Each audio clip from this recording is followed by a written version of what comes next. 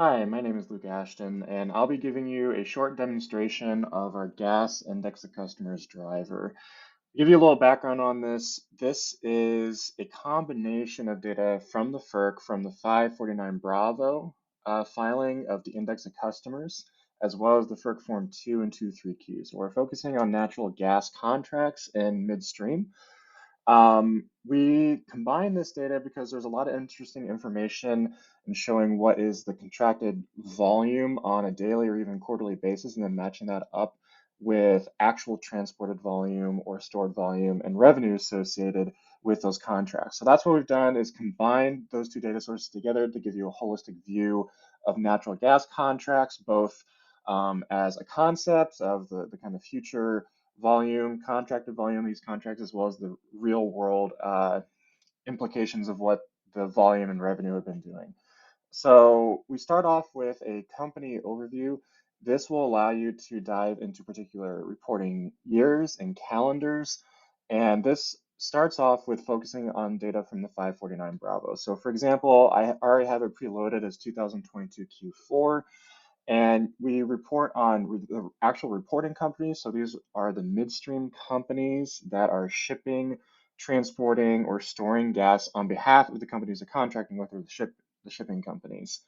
So for example, if I want to go ahead and select ANR Pipeline, I'll go ahead and select them there. And there's a few things that you'll see below these filters. First off is a contracts to watch table. So these are contracts that are not impacted by the filters above. It is just a running list of contracts that are set to expire within the next 90 days. So every day that you access this driver, it'll be a slightly different list. So you can see here that this one expires today when I do this. It's February 24th, 2023, and that contract is expiring today. We got a few contracts that will be expiring next week. And then we can continue scrolling down and you can see how in 35 days we'll have a few other contracts and so forth.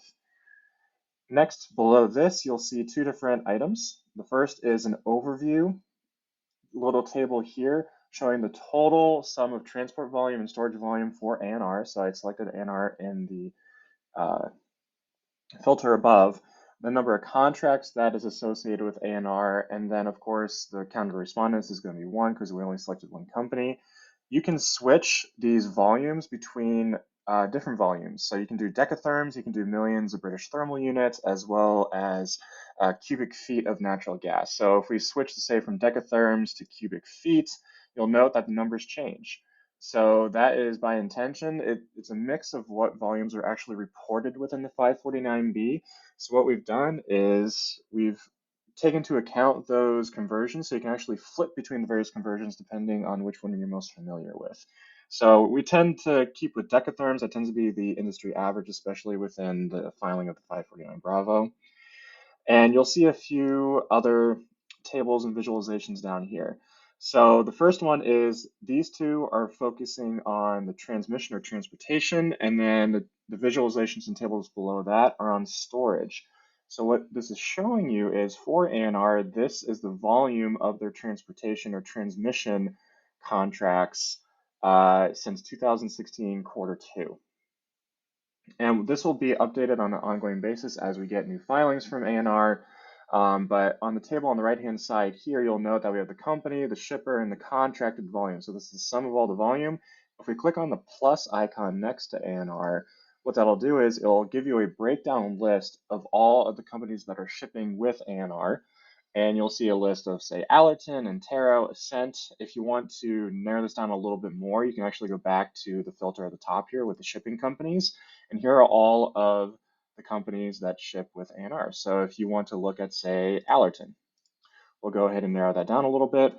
And now here's the Allerton Gas Company. They contracted with them for roughly 1,775 decatherms. And they've been doing that fairly consistently, so it's probably a long-standing contract that's associated with Allerton. So say, for example, you identify a contract or you identify a series of contracts that you want to dive into a little bit more. There's a couple ways you can do that. And this will be in other components of the index of customers. So for example, we're on the company overview. You can navigate on these different pages on the top left-hand side of the screen. So right now in the company overview, Let's go ahead and go into the transmission table, also called transportation. And again, it's defaulting to 2022 Q4 and say we want to go back to ANR. So I'll go ahead and put that as a reporting company. And there's a few things that you'll note here. The first one is these are the total amount of contracts that are currently associated with ANR. So if it's highlighted in yellow, that means that the contract is set to expire within the next 90 days. If it's recently expired, it will show up as red. So you see that negative 116, that actually expired 116 days ago. So this is a running list of expired contracts that have expired within the past year. So it'll kind of give you some context of what has previously existed, what currently exists, and what is yet soon to be expired. You can also, again, convert between the various volumes, decatherms, British thermal units, MCF. But past that, if we want to actually dive into the particular contracts, you can do that here, as well as going to the particular transport volumes by points. So for example, if I want to go ahead, let's try to find a bigger, we'll go back to Antero here. So say I want to click on the contract number here. What that'll do is it'll automatically filter the tables and visualizations on the right to show you, hey, for the transport volumes for this particular contract, which is contract 125082 between ANR and Antero. Here are the points associated with it. So it actually has a volume of 300,000 decatherms. And here's the delivery point and receipt point. And it'll give you the name and the zone associated, as well as the point IDs. It'll also show you which rate schedule that this contract is associated with. And if, say, for example, we want to be able to actually show the revenue and actual volume that's associated with this company, I'll go ahead, say, for example, we want to dive into FTS. One thing to note with this is there's a slight delay between what is filed with the 549 Bravo and the FERC Form 2 and 23Q. So where the 549 Bravo is a forward-looking filing, where it's talking about contracts for the next quarter, the FERC Form 2 and 23Q are retroactive. So when we're talking about Q4, it's a 2-quarter delay between the two data sources. So for example, if I go to Q2 here, then we'll get a little bit better understanding of the actual quarterly volume associated with these various rate schedules. So this is coming from the FERC Form 2 and 23Q. And if we're looking at, say, the FTS-1, which was the schedule associated with the previous contract we were diving into a little bit ago, the sum of the daily contracted volume under that rate schedule for ANR is roughly 10 million decatherms. That's on a daily basis, so we'll take that on a quarterly basis, and it's roughly 901 million decatherms. But what was actually reported within the FERC Form 2 was almost 500 million decatherms. So what we call that as a load factor. So the load factor is about 51.94%. So they utilized roughly 52% of their total projected or maximum volume that they can actually transport on these contracts. So a lot of our customers like using this to assess, hey, are rate schedules or contracts being fully utilized by a company? In this case, it may be a little bit on the low end. Other cases, it might be on the high end. They're fully utilizing that. So it really depends on the company that you're interested in looking at. So I'll also take a look at, say, Gulf South. So we can easily switch between various companies to see their numbers there. And you can see a little bit better trend on the actual volume and revenue associated by rate schedule. So this one here is FTS. So we'll see here on the FTS schedule, we have data going back to roughly 2017, 2016. You can see how their volume has actually been increasing. So they've been utilizing that rate schedule more often within the past few quarters, and same with the actual revenue. They're earning a lot more on the revenue side as well. So it gives you a quick look on how we can look at transport. And what's nice is if you want to look at storage, it's actually the exact same look and feel.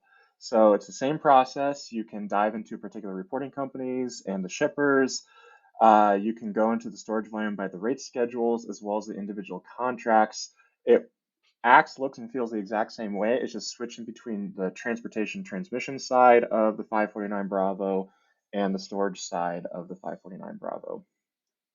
And as typical with our entire platform, you can export any of these tables as you need to. So for example, if we want to take a look at the storage volumes by rate schedule, I can expand that out. The volume conversion comes into it. So if you want to export it under a certain volume, you can do that. So if you want to export, say, in cubic feet, you can do that. And then of course you can download any of this information as a CSV. If you want to throw it into a PowerPoint for a presentation, you can do that, or you can also use and download it as an Excel file and potentially combine it with a different data source and run your own analysis on any of the data within this driver.